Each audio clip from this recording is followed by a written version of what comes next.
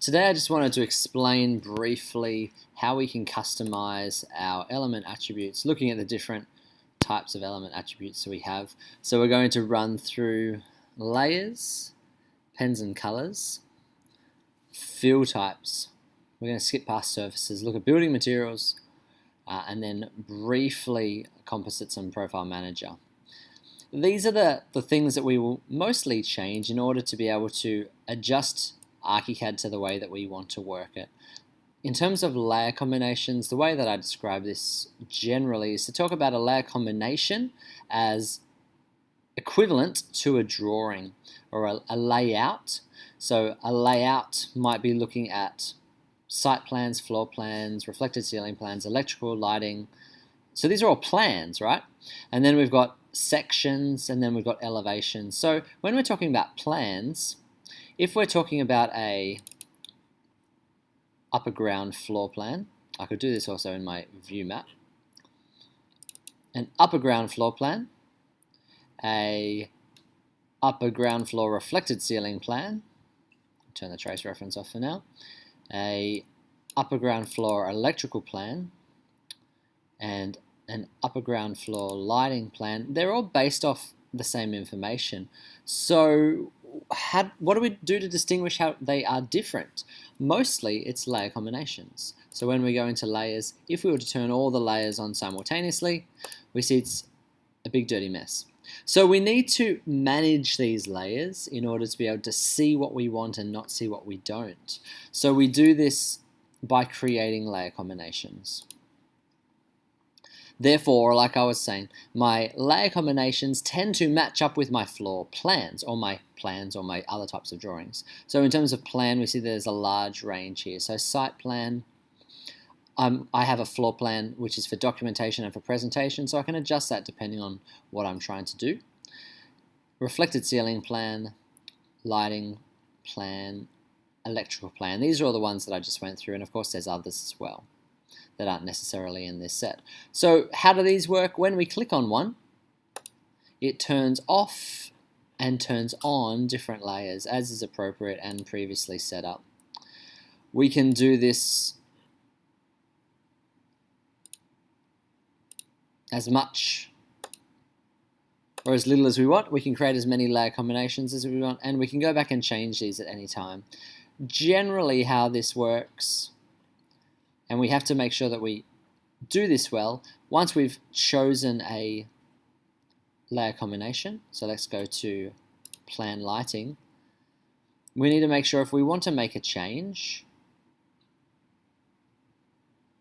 let's say we're going to turn off roof, we click on the eye and we press update. If we don't press update, it's not going to change, or the change that we make isn't going to remain. So we need to make sure we manage that. And we can do that more than once, so then we can click another one and again update and press OK. So that's going to allow us to change the settings not only for one drawing, but the layer combination, which means if I've got two different stories, they will both be using the same layer combination. And that's based on the view settings. So when we go into the view settings, we can see that it's based on that layer combination there. So simply, that's layer combinations. The way that I set this up with a prefix RMD is just so that they are grouped together. So if I import any other files, maybe it's an AutoCAD file from a surveyor, or some engineering from a structural engineer, then it might come across onto different layers. So the layers will be differentiated because they've got different prefixes. We could use extensions to do that. We could use different numbers to do that. There's a lot of different methods, and we can sort these layers using that method as well.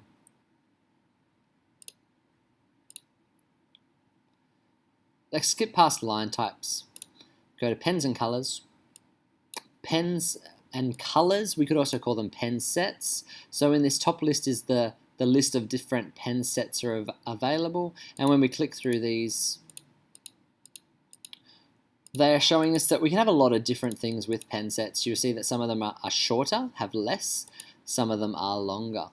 And we can customize these as the naming suggests. the way that I tend to like working is that my first, say, 10 pens are all going to be black. And you'll see that they all get thicker as they go. And the reason why I do that is because we have in ArchiCAD the ability to be able to turn on our true line weight, so we can see the true line weight of materials. So when we're either doing floor plan sections, elevations, or even things like details, let's go down to one of those.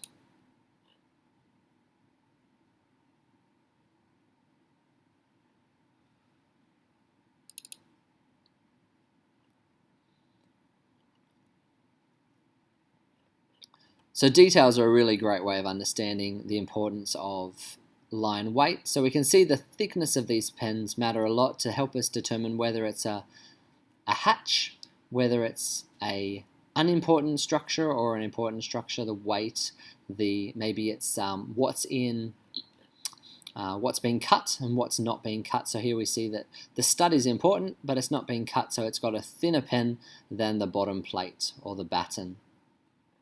So the pen weights allow us to do that, and color doesn't necessarily have anything to do with it.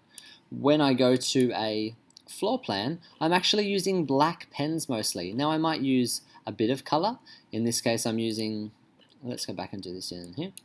I'm using a bit of color to help differentiate floor space from non-floor space. So I'm using a fill to do this. I'm using grays for hatches, such as, in this case, it's roof sheeting and timber decking. But generally, I'm not using a lot of color. I'm using line thicknesses, and those line thicknesses are determined by the pens that are being used. So each pen has a different thickness. There is a lot of colors. We can use a lot of colors. You saw before in my detailing, I tend to use colors in detailing and grays as well. And so in the same way, you can have different intensities of grays and you could have different line thicknesses. All of these currently have a pen weight of 0. The problem with 0 is it never will get thicker. So generally, it's a good idea to make those a bit higher. Now, you don't need to necessarily go and change these one at a time. So I can, holding Shift, let's do that again, click on all of these pens in one go. Holding Shift, click on the top corner, click on the bottom corner, and change the pen weight all in one go. So let's change that to 0.2 as well. Once I've changed something, I then need to store it. Store as. I can override one of the existing, or I can change it to a new one. This one's called Pen 20, so obviously you can see I hadn't updated this one in a while anyway, so I could update this to Pens 21. Hopefully I'll be doing a Pens 22 soon as well. Or I can override the existing. The advantage of overriding this existing is if our saved views are currently using this setting, then we want to make sure that it's going to be updated. So that might be a better way. Now, of course, I could duplicate that as well and rename it to call it 21. And renaming it would actually work best of all, because that would change the name and it would make these saved views link to the latest pen set as well. So renaming, that sort of principle applies with whatever we're doing with layers. So if we take a layer and rename it, what's currently on that layer will change. If we delete a layer, what's on there will. So let's find one. If I was to delete this, it's going to give me the option, what do I want to do? The elements that are on this layer, am I going to delete them or am I going to move them to a different layer? Of course, deleting the element is very, very dangerous. Generally, we want to move it to a different layer and ideally, the better layer, one that's well named. Moving everything to the ArchiCAD is a good safety, because safety in ArchiCAD is safe because it never turns off. It's always visible. But if we put everything onto the ArchiCAD layer, then it makes it hard to differentiate between things. So that's not a good manageable way of working with our files. Building materials. Again, I'm just going to try to skip through this quite quickly. Our building materials are what? It's a combination of a fill and a surface. I'm not going to get into surfaces because I'm not too interested in visualization at this time for what we're trying to show. But we can choose a surface. Surface is what it looks like in 3D. And the fill is what it looks like in terms of a building material in section. And of course, our surface can also have a fill as well in terms of a cover fill or a vectorial hatch, so that even if we were not seeing it necessarily in 3D but in elevation, it would show up there as well. And that's just more fills. So we've got fills for sections and fills for elevations.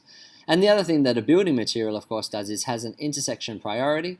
So if I'm trying to connect, let's say, an insulation batt to a brick wall, my brick wall is going to have a much higher intersection priority, meaning if the two are to clash, the brick takes precedence. And then we've got properties. In terms of BIM, what does this mean? It actually gives our materials building information. And so it means that we can do thermal testing, energy testing. We can create schedules, lists, and it will give us all of these added information.